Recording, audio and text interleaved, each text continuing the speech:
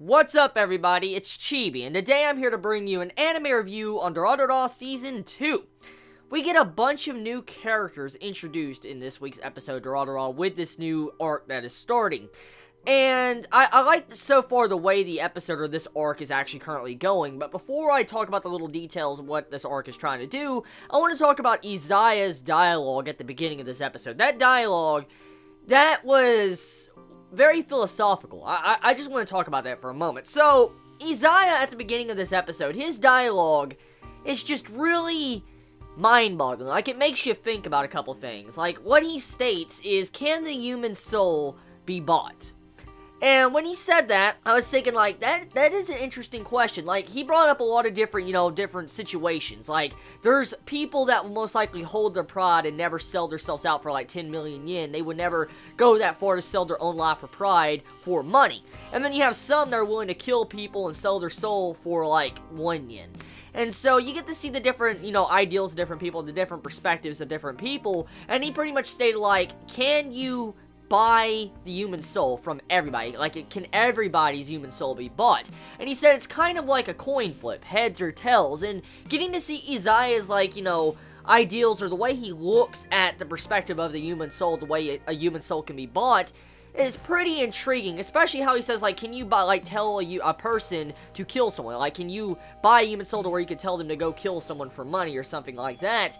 And when you find that out, it's kind of interesting. I mean, I wonder exactly what role that is going to play off in the future, because from what I understood from that dialogue, it looks like it has something to do with the little girl that was introduced in this episode, because, I mean, he was saying, like, can you manipulate the human soul, like, control it and get someone to kill someone else? That little girl was pretty much innocent. She was a very innocent girl that did not realize what she was doing, but she was about to try to kill Shizuo in this episode. So, I feel like that girl has been manipulated by Izaya, because Izaya is that type of person. He definitely would like to give the soul a push, a person a push to where they could choose, like, a path that they would normally never do, and that's pretty much what that beginning part was trying to set up. So I wonder if that little girl was, goaded into actually doing what she was doing in this episode. But anyways, regardless of that, talking about this episode, so this episode sets up two main plot points. You have it to where the little girl is currently with Shizuo, and you have it to where Celti is trying to hunt her down,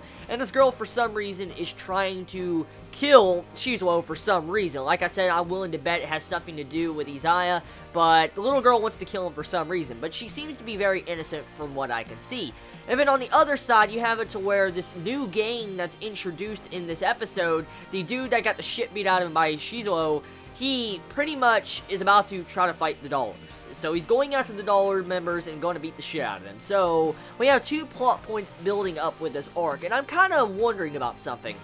I wonder if we're going to have both of these little plot points settled in this arc, or is this going to be a span of two arcs? Because there's two big things going on here, and I feel like the actual different perspectives of these different arcs, like this new gang that's coming in to probably beat the shit out of the dollars, and Shizuo in this girl's situation, I feel like those two things should actually be split up into two different arcs, because that's exactly what it feels like.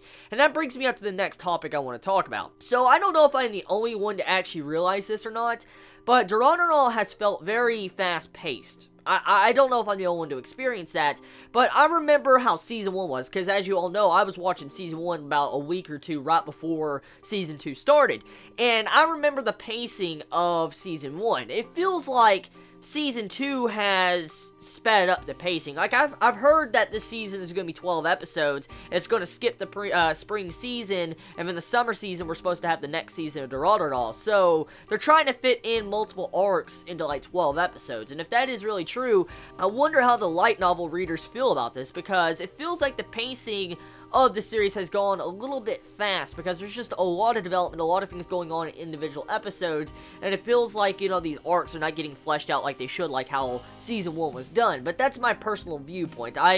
Hopefully one of you light novel readers can actually clear that up for me. But anyways, this episode, it's a very good episode. I mean, you got some comedy, you got some epicness, you got to see where Shizuo beats the shit out of the dude, like the dude that's the leader of the gang. He takes 4 punches. Like, oh my god, the dude took 4 punches to the face, pretty much, or, in the body by Shizuo, and he got back up. Whoa, that dude is strong, man. Like, out of all the people I've seen Shizuo beat the shit out of through the course of this series, I've never seen someone actually get back up after they got hit by him. So, to see how this dude took 4 punches, it just goes to show you how strong he is. Like, I mean, you're not gonna beat Shizuo no matter what. This dude can get shot and he'll still come after your ass and kill you.